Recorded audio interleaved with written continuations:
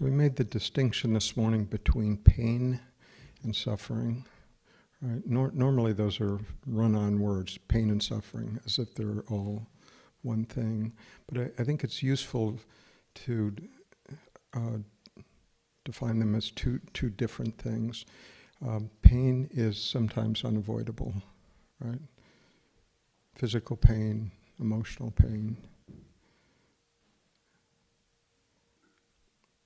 There's actually not a problem there. It may not be fun, but it's part of life, right? We're all going to face that in different ways. Suffering, as I'm using the term, is a second generation away. If we're calling it first generation, the direct experience as pain, that next level removed is our response to whatever it is that's happening. Okay? So,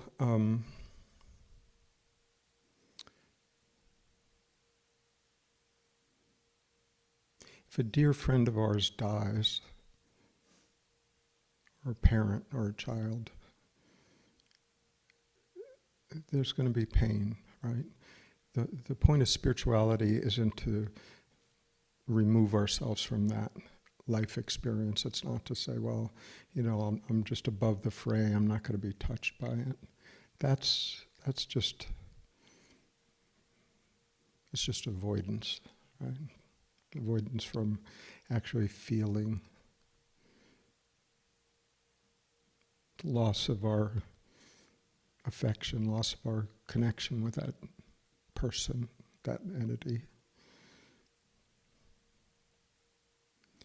So grief in that sense is a genuine emotion, to actually allow ourselves to feel that, not spiritualize it away, not say, well,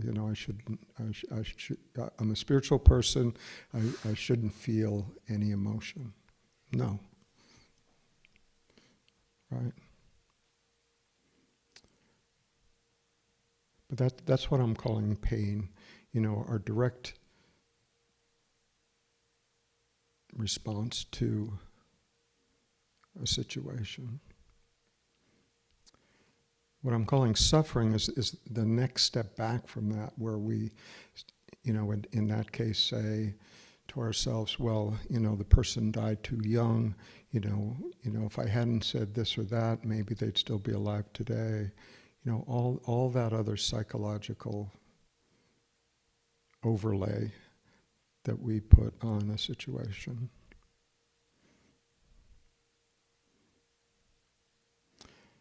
I once knew someone who lost their son to suicide as a teenager. Clearly there was just grief of that loss. But mixed in with all of that was guilt, shame, blame, regret. If only I had been different, if only I had spent more time, if only I hadn't said this person would still be alive today. That's suffering.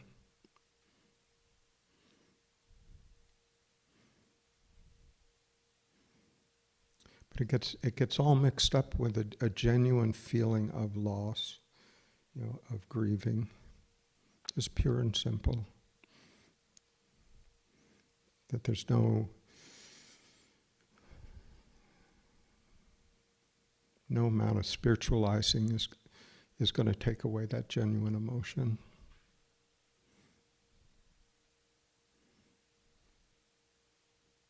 So that's the distinction that I'm making between pain and then suffering. Pain is often unavoidable. Suffering,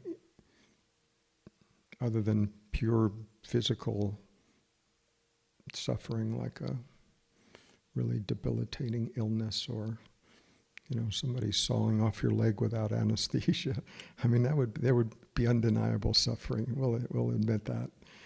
But what I'm talking about is a psychological suffering, something that we do to ourselves So the event may be unavoidable, may be painful. Our response to that, if it's arguing with the simple fact of the matter, and that causes us to suffer, that argument with life, with what is, will result in suffering. And we can argue with that, we can argue with, well, that shouldn't be, I'm in the right here. Again, we're just arguing with the simple fact of the matter. So what's useful, so there's no net benefit in just suffering, period. There's no spiritual benefit. The benefit is suffering is a pointer. If I'm suffering in the way that I'm talking about it, it is a pointer to look at something differently. It's an indicator that somehow I'm looking at life, at what's happening in a way that is causing me to suffer. It's something that I'm doing to myself. The tendency is to put the blame out there. That person is making me suffer. What they did causes me to suffer. Right? They shouldn't have done that, and I'm the one that has to suffer for it. The problem, that's the natural tendency. It's not me. It's something else out there is causing me to suffer. If they weren't doing that, I wouldn't be suffering. Okay, as soon as we do that, we've given over our autonomy to the other person. We've put the leash around our neck and handed the other end of it to the other person. Right? We've given them that power to make us suffer. But in reality, when we really look at it, we do it to ourselves. Again, not the pain, not the difficult situation, not that. What I'm talking about is our response to it. The story that we tell ourselves about how that shouldn't be. That's what locks it in place. And it'll remain locked in place because that's what did happen.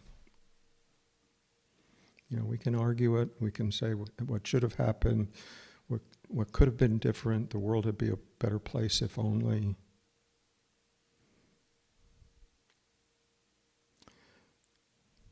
But if we're waiting for the world to be a better place in order to make me feel safe and happy and at peace, wait for a long time for that one.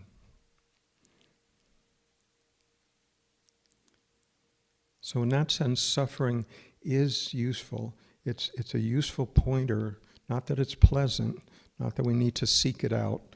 Life does a perfectly good job of that on its own, right? Opportunities to really look at ourselves. So, but what I'm saying is that when we find ourselves in suffering, it's actually an opportunity. It's an opportunity to look at what am I believing that's causing this suffering. Right? It's a way we regain our autonomy. Right?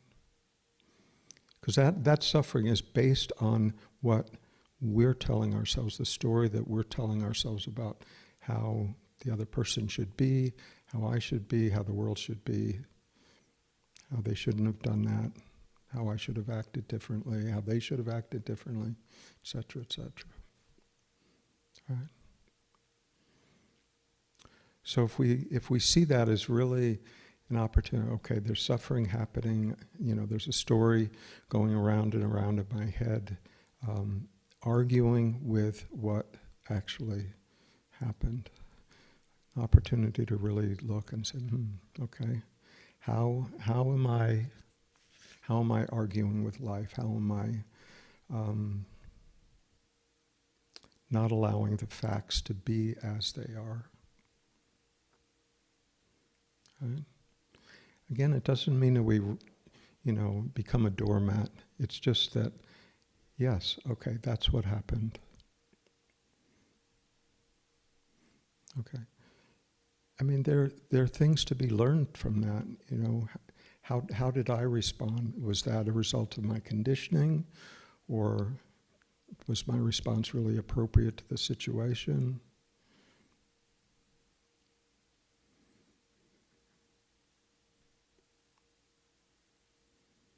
You know, we can even look at the other person.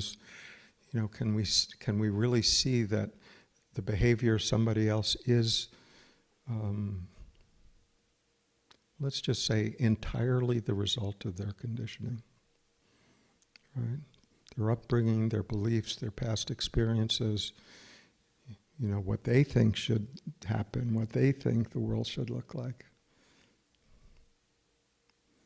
And in that situation, their behavior is thus. I don't mean that we should like it. I don't mean that we should, you know, choose to be around it necessarily. But we can also see the depth of that conditioning.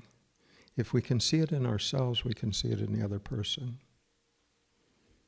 If we can forgive it in ourselves, we can forgive it in the other person. Right? If we can see the degree to which our own conditioned responses have shaped our life, have driven us in so many ways, then we see someone else's conditioned behavior based on a different upbringing, a different set of parents, a different economic, religious, cultural, national situation. Their conditioned response may be unacceptable to us. But if we really look at it, we can see that conditioning it's quite mechanical in a way. It's in some ways it's very much like programming a computer. You know, we at an early age we learn certain responses to certain situations, and they may have even been appropriate at that time. You know, if we were grew up in a chaotic household, you know, maybe we needed to protect ourselves. Maybe we needed to look out. Maybe we needed to try to please the parent, you know, just to you know, make sure we had supper that night. I mean, there can be a very reasonable response to our conditioning, taken on in all innocence. The thing is, now we have the opportunity to see it. You see the depth of that conditioning, the extent of it.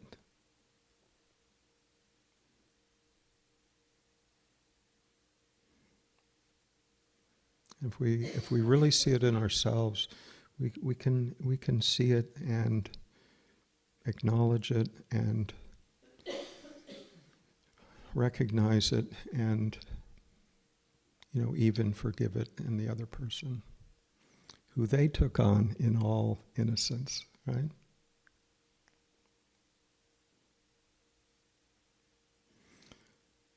So when we lose this sense of larger awareness of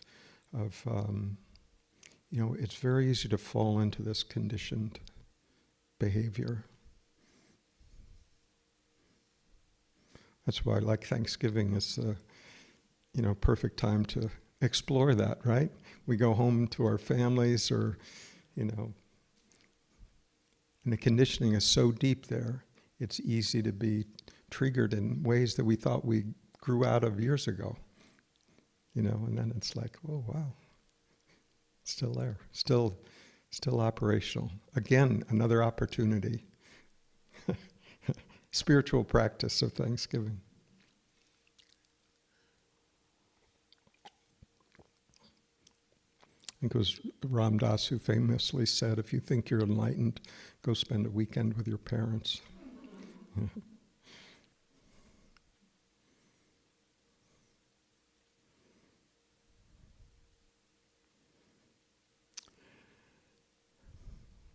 The other aspect of that, when we say it's an opportunity to really look back at ourselves, to investigate our own reactivity in a particular situation. It's an opportunity to really ask ourselves the question, what precisely are we protecting? Right? Somebody says to me, you're an idiot. Well, there are times that I have been, so how can you argue it?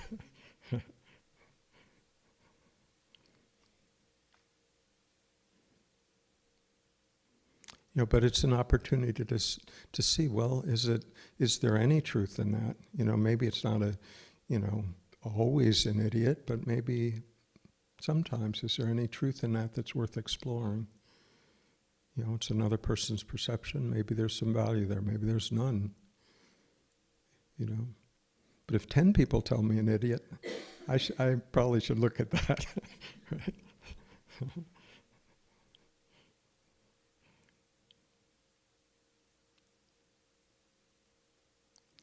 But the question is where does,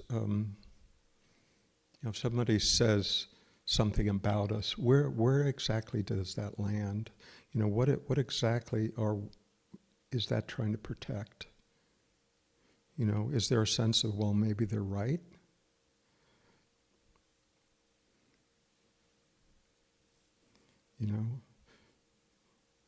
That's almost as painful as, no, they're dead wrong, Either way, we could take it as a painful incoming event, right? But where is that exactly does that land? What exactly is being defended, being protected? Is it my sense of myself, my pride, my belief in who I am, my belief in how the other person should behave? Those are all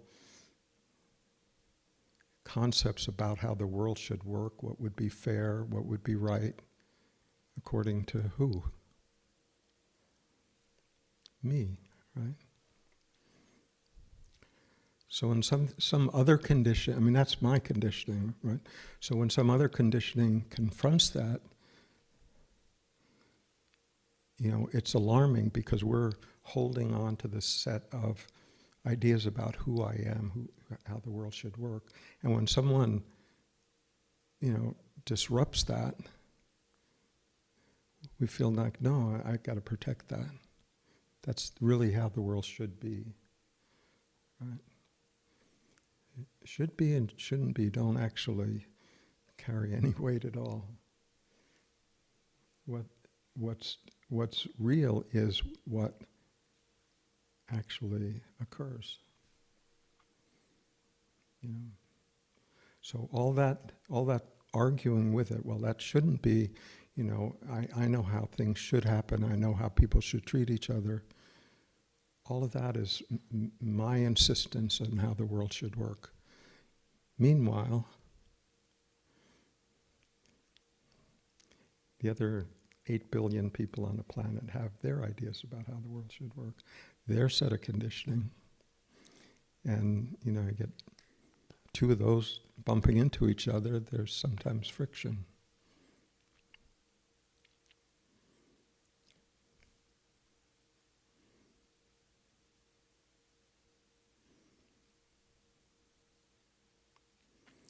I've often thought it really improbable.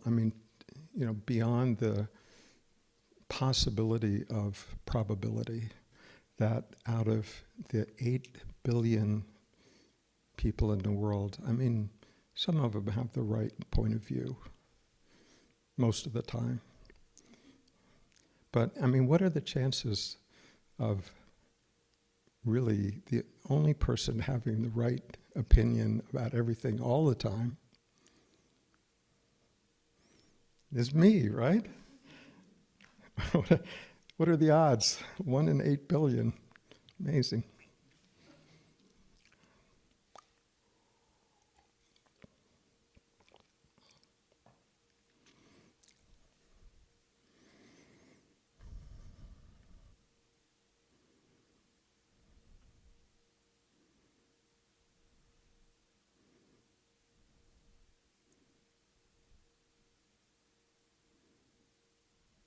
So this is really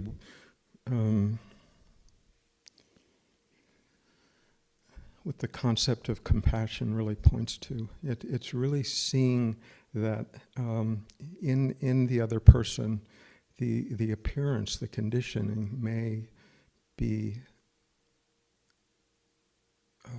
offensive to us.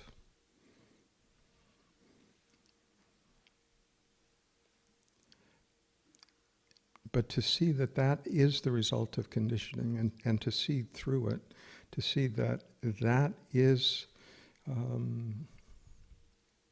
a conscious life form, an expression of the divine, maybe a little confused, okay? As we all have been, right?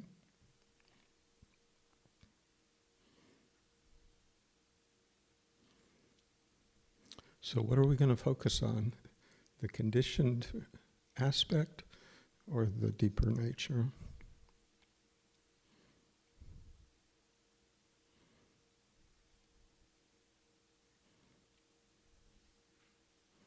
Someone once asked Mother Teresa, how can you bear,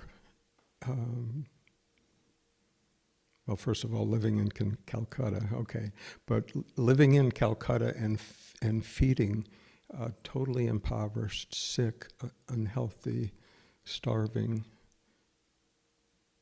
people day after day. How can you hold up under those circumstances? And her response is, I don't see impoverished, unfortunate people. I serve Christ. That's what I see.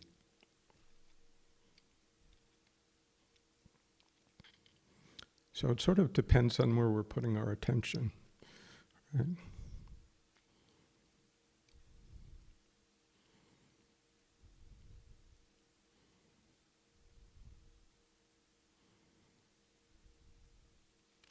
It's vast, unconditioned consciousness operating through each of these body minds. In this body mind, it appears like this, conditioned through this filter. Another body mind appears more like that. Who's right?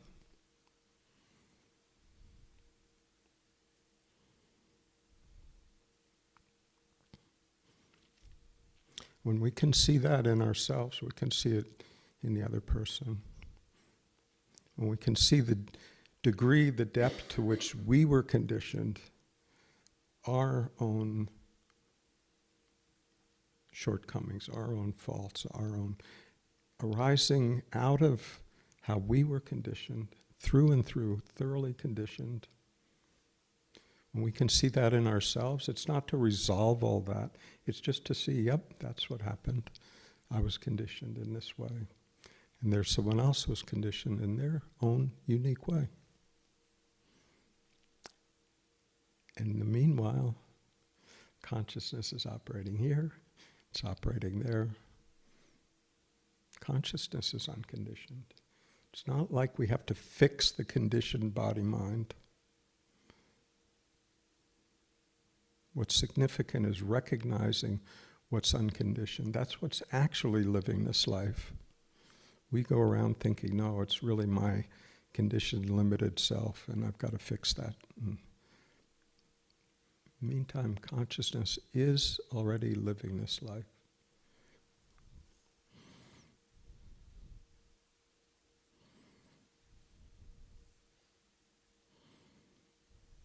When we really get that limiting sense of our own conditioning, just doesn't feel so personal anymore. Doesn't mean that it disappears, or we still have a personality, but we're not expending most of our energy every day defending something that doesn't actually exist. By not actually existing, I mean defending this storyline, this belief about ourselves, other people, that whole conceptual sense of who we are. When we're not defending that all day, then we're open to respond to the situation. We're actually present to respond to the situation. We're not coming out of our memory, out of our beliefs. We're present to respond to whatever that may require as best we can.